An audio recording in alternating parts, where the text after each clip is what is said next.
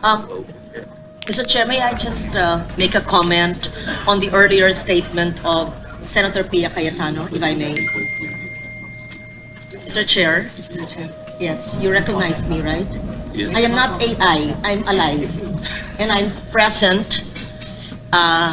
Opo, ina-acknowledge ko po na hindi kayo AI dahil Oo. kilalang kilala. Kumari ko po kayo, kaya alam ko Opo. po, kilala ko po kayo.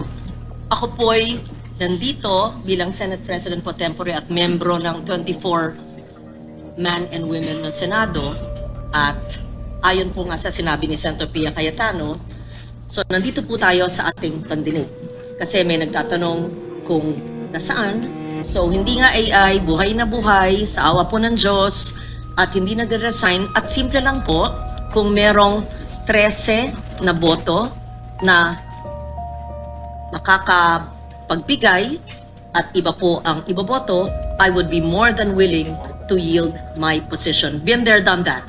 Just like 2022, Senate President Mig Zubiri, I was pro tempore and we were ousted by Senate President Chis Escudero and Senate pro tempore Jinggoy Estrada. I more than willingly gave my seat. So just to make it clear, never po tayo nagkakapit po sa anumang posisyon, pero nandito po ako para ipakita na nandito po tayo at hindi pa po tayo nagre-resign sa ating posisyon.